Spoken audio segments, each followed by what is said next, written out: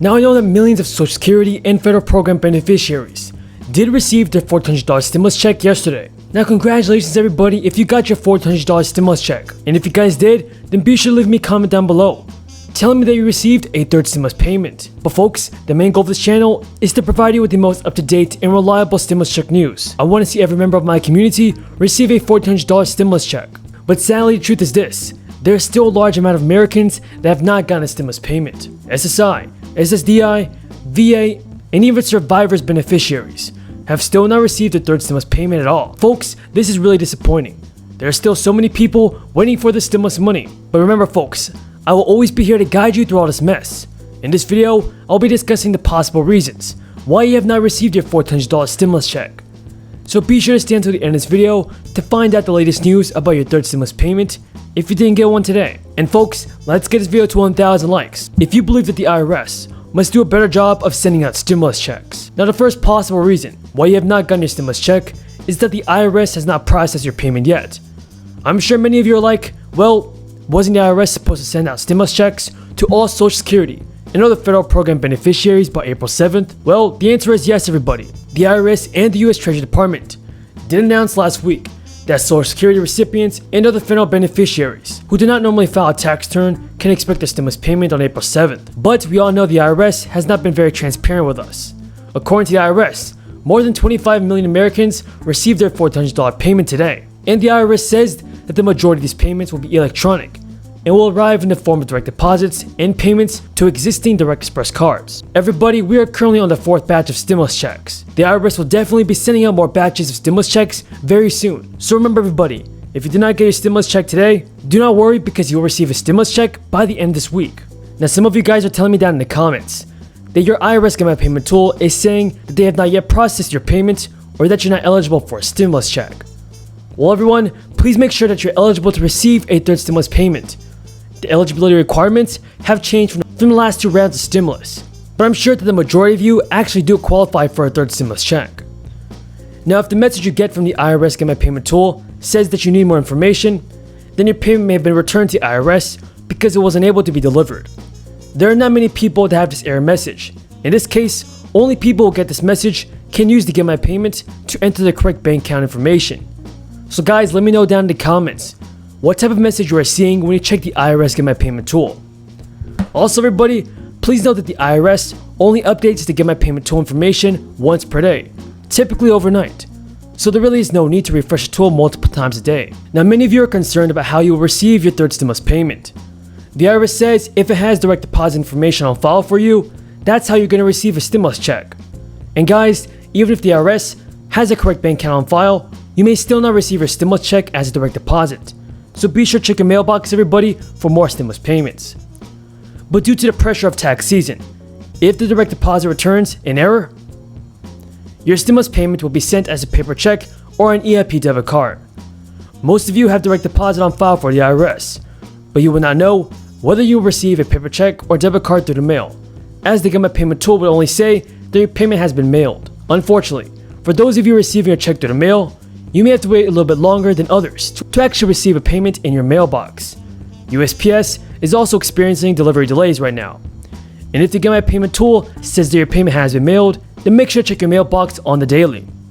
Now one more reason why you have not received a check doesn't have your correct information on file. Around 16 million Americans actually moved during the pandemic. Unfortunately, even if you filed taxes early this year, the IRS may not have it processed. The IRS may not have processed your 2020 tax return and your new mailing address. According to the Washington Post, about 6.7 million tax returns are stuck in a backlog, waiting to be processed. Now if the IRS already sent your payment to an old address, you're going to have to wait until it's returned to the IRS and see if you can update information via the Get My Payment tool. That's all the news in this video everybody. If any of you guys found this video useful and helpful, be sure to subscribe to my channel, give this video a like, and leave me a comment down below. I appreciate everyone's amazing support. Until next time, have a great day and stay safe. Explain why you see home health care workers as part of infrastructure. Well, first, this is essentially a jobs bill. Yes, there's a lot in here that is infrastructure, but as the secretary just conveyed, our workers, our workforce is part of the backbone and the infrastructure of America's economy and communities. And if you have home health workers, as you noted, who are predominantly women of color, there are predominantly workers who are paid often $11 an hour about on average. These are communities and individuals who need greater assistance and need greater help. In addition, the people who are impacted most by the need for caregiving are women. We see that statistically about 2 million women have left the workforce as a result of the pandemic. And so our objective and our focus is on addressing physical infrastructure, the infrastructure that is going to help us compete, including broadband. This is a broadband map. I love maps, don't you guys? This shows where there is not great broadband around the country, which I think is so interesting and shows you how much we need to do, what we need to do to address it.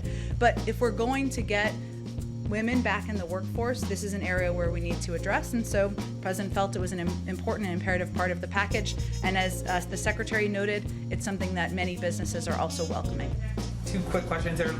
One's a yes or no question. Sure. President Biden has indicated that Beau Biden's cancer was likely caused or linked to burn pits. This is a question from our foreign team. Does President Biden and the White House support the bill Senator Gillibrand and Senator Rubio have sponsored related to burn pits? I'll have to look more specifically at the bill. He has talked about this quite frequently, including when we were in, I can't remember what state, where he visited the hospital. I don't remember.